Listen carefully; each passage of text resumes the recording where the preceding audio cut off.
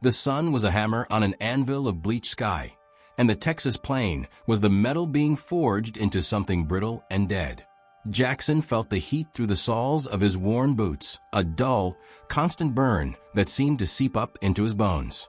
Each step was a conscious effort, a negotiation with a parched earth that gave nothing back. His throat was a raw, dusty channel, and the canteen at his hip sloshed with a taunting lightness that spoke of its imminent emptiness. He kept his eyes fixed on the horizon, where the heat shimmered in liquid waves, creating phantom mountains and lakes that dissolved as he trudged toward them. There was no trail anymore, just an endless expanse of scrub grass, rattlesnake holes, and rocks bleached white by the relentless glare.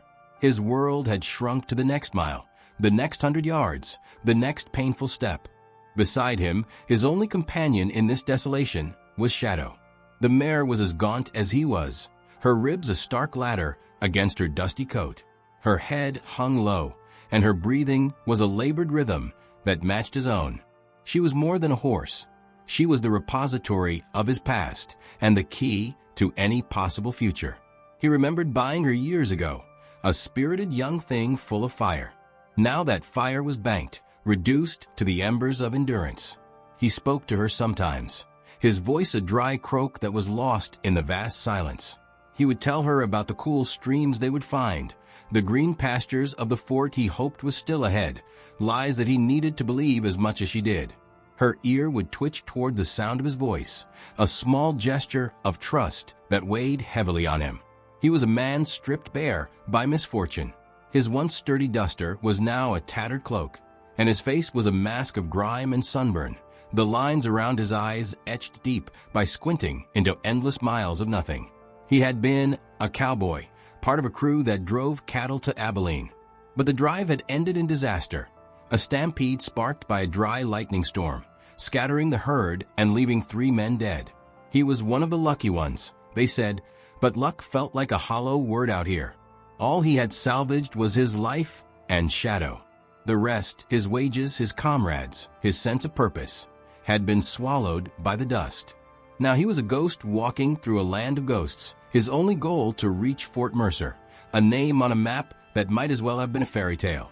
The silence was the most oppressive part. It was a physical presence, broken only by the scuttle of a lizard, the whisper of the hot wind, and the crunch of his own footsteps. It was a silence that allowed for too much thinking, for the replaying of bad decisions and the contemplation of a bleak future. He scanned the ground automatically, looking for signs of water, for tracks of game, but found only the delicate, hieroglyphic trails of scorpions. Overhead, turkey vultures circled with a patience he found both admirable and terrifying. They were the true masters of this land, understanding its simple economy of life and death. He adjusted the strap of his saddlebag, feeling the meager weight of his remaining possessions. A few strips of jerky, a single box of cartridges for the Colt revolver that felt increasingly heavy on his hip, and a tattered blanket. Every item was a calculation in survival, a tiny increment against the immense debt the land was demanding. He placed a hand on Shadow's neck, feeling the heat of her skin and the steady, weary pulse beneath. They were a single entity of suffering, moving through a crucible of fire and dust, each depending on the other for a reason to take the next step.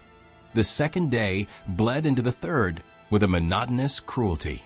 The landscape offered no change, no respite, only a gradual, soul-crushing sameness. Jackson's lips were cracked and bleeding, his tongue feeling like a piece of old leather in his mouth. He rationed the water with a desperate discipline, allowing himself and Shadow only the smallest of sips at intervals that felt increasingly arbitrary. His mind began to play tricks on him.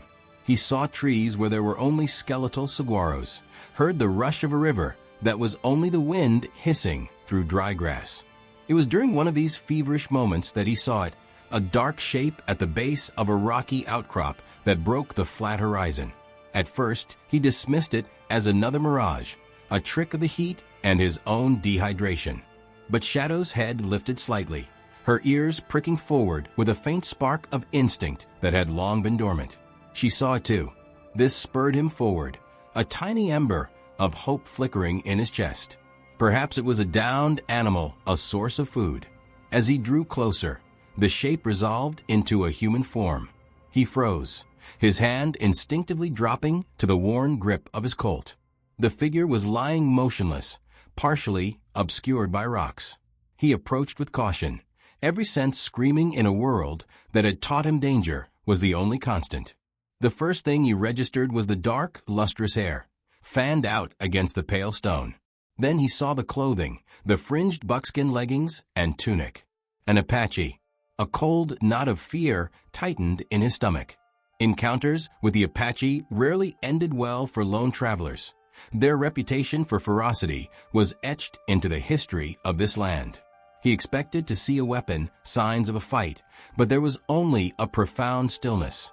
He moved closer, his shadow falling over her. She was a woman, young, he thought, though her face was contorted with pain and etched with dust.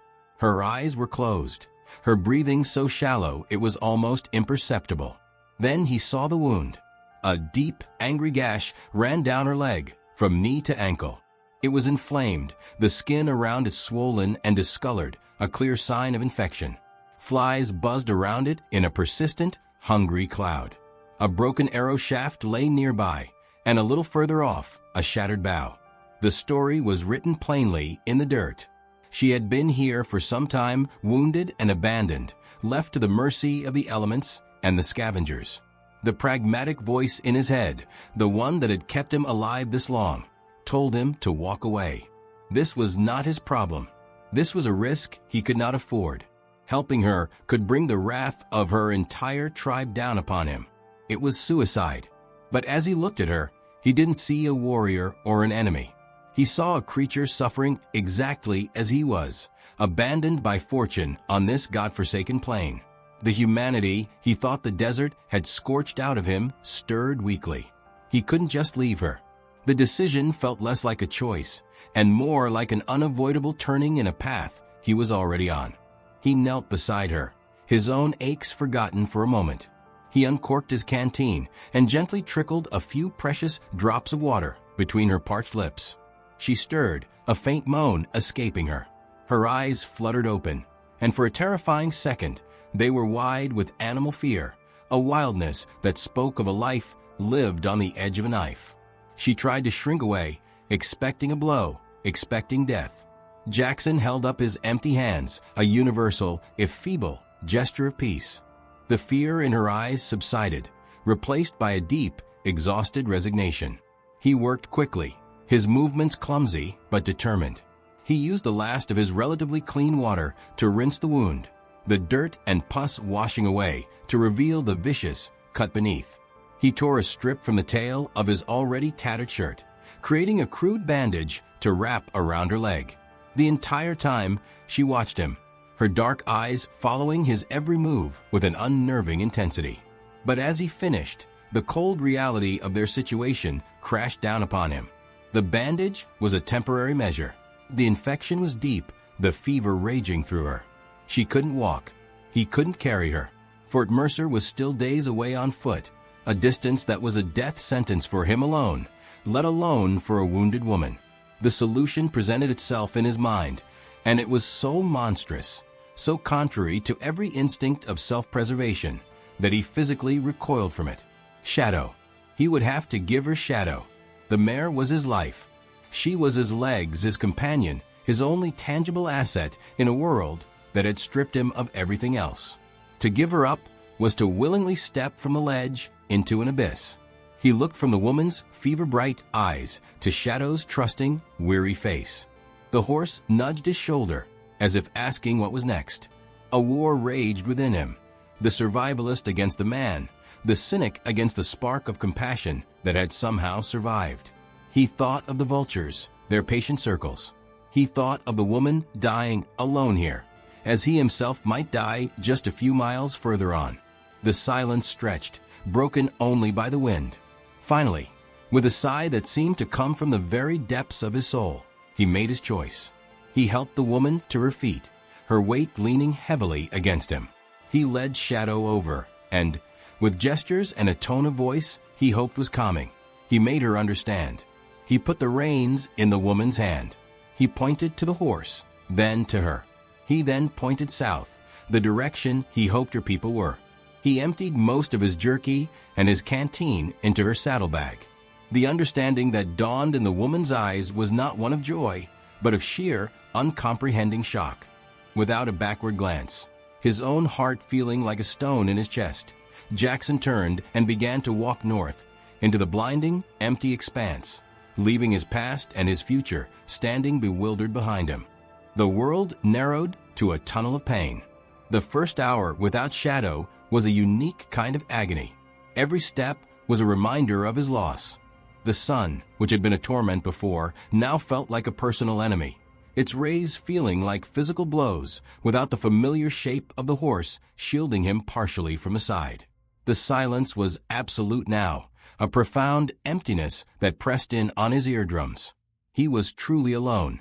His mind replayed the moment of his sacrifice over and over, a torturous loop that questioned his sanity. Had he signed his own death warrant for a stranger? A stranger who belonged to a people who would kill him as soon as look at him? The nobility of the act had evaporated, leaving only the stark reality of his situation. A man on foot in the most unforgiving territory, with no water and no hope. He stumbled frequently, his legs weak, his vision blurring at the edges. The horizon refused to change, offering the same bleak panorama of dust and rock. He lost track of time. It could have been minutes or hours later when he first saw it, a faint, brown smudge on the southeastern horizon. At first, he thought it was another mirage, a final cruel joke played by his dying brain. But the smudge grew, coalescing and spreading, moving with a purpose that was unmistakable. Dust, raised by hooves, many hooves. A cold certainty washed over him, colder than any fear he had felt before. This was it. The woman had found her people, and now the warriors were coming. Of course, his act of mercy would be interpreted as an insult, a kidnapping, or simply an opportunity for sport. He stopped walking. There was no point in running. He was a sitting duck in a vast, open shooting gallery. He turned to face the approaching cloud, his body trembling not with fear, but with a weary, final resignation. He had gambled everything on a single moment of humanity, and he had lost. The riders emerged from the heat haze with a terrifying swiftness. They were Apache warriors, perhaps 24 of them, painted for war, riding lean, tough ponies that seemed to flow over the ground. They fanned out with a disciplined precision, surrounding him in a wide, silent circle. The sound of their approach was a low thunder that vibrated through the ground into the soles of his boots. Jackson stood his ground, his empty hands held slightly away from his body. He looked at their faces, hard and impassive, their eyes like chips of obsidian. He saw no anger, no hatred, only a cold, clinical assessment. He expected a spear, an arrow, a bullet. He closed his eyes, waiting for the impact. This was the price. The circle held. The silence was more terrifying than any battle cry. The warriors did not move. They simply sat on their horses, their forms silhouetted against the harsh sky, creating a living, breathing prison wall around him. The only sound was the snorting of their ponies and the jingle of tack. The air was thick with dust and tension. Jackson's heart hammered against his ribs, a frantic bird in a cage of bone. This was worse than a swift death. This was a slow, psychological execution. He felt their collective gaze upon him, stripping him bare. They were taking his measure, and he had nothing to offer but his own broken-down body and the empty scabbard on his hip where a rifle should have been. He was a specimen of utter defeat. After what felt like an eternity, the circle parted silently, and an older warrior rode forward. His face was a roadmap of a hard life, lined and leathered by sun and wind, but his eyes held a deep, unsettling intelligence. He brought his pony to a stop a few feet from Jackson and dismounted with a fluid, easy grace that spoke of a lifetime in the saddle. He stood shorter than Jackson, but seemed to tower over him, his presence filling the space. He did not speak. He simply looked. His eyes scanned Jackson from head to toe, noting the cracked boots, the tattered clothes, the sun-blistered skin, the hollow desperation in his eyes. They lingered on his empty canteen, on his thin frame. It was a judgment without a jury, a trial without words. The old man's gaze seemed to penetrate through the layers of grime and fear, probing the intent behind the action. He was reading the story written in Jackson's sacrifice, a story that needed no translation. The silence was a language in itself, and in it, questions were asked and answered. Did this man pose a threat? No. Did he have anything of value? He had given his only thing of value away. Why? The old man's eyes narrowed slightly, and for a fleeting moment, Jackson thought he saw a flicker of something that was not contempt, not pity, but something closer to understanding. The judgment was happening in that silent exchange, and Jackson could only wait, a prisoner awaiting a verdict he could not comprehend. The old warrior continued his silent appraisal for a long, agonizing minute. Then he gave a barely perceptible nod. It was not a nod to Jackson, but a signal to the others. One of the younger warriors, who had been holding the lead rope of a spare pony, nudged his mount forward. The animal he led was a magnificent bay gelding, its coat gleaming with health, its muscles rippling under a sleek hide. It was young, strong, everything Shadow was not. The young warrior dropped the lead rope into Jackson's stunned, unresisting hands. The gesture was so unexpected, so utterly illogical, that Jackson could only stare, his mind refusing to process it. Before he could react, another warrior stepped forward and tossed a heavy, skin-wrapped bundle at his feet. It landed with a soft thud. A third placed a full water skin beside it. None of them spoke a word. The old warrior looked at Jackson one last time. His expression remained unreadable, but in the depths of his dark eyes, there was a glint of something ancient and honorable, a recognition of a debt paid in a currency they both understood, the currency of survival and sacrifice. It was a tribute not from a victor to a vanquished, but from one warrior to another, an acknowledgement of a courage that went beyond battle. Then, as silently as they had arrived, the warriors turned their ponies. In a fluid, coordinated movement, the circle dissolved, and they kicked their mounts into a gallop. The thunder of hooves filled the air again, but this time it was a sound of departure, not attack. In moments, they were a receding cloud of dust on the horizon, leaving Jackson alone once more. But this aloneness was different. He stood holding the lead rope of a strong horse, with food and water at his feet. He looked from the retreating dust cloud to the gelding, to the supplies. The law of the desert, which he thought was only kill or be killed, had just revealed a deeper, more complex clause. He had given away his world, and in return he had been given a new one. The emptiness of the plain was no longer a prison. It was a landscape of possibility.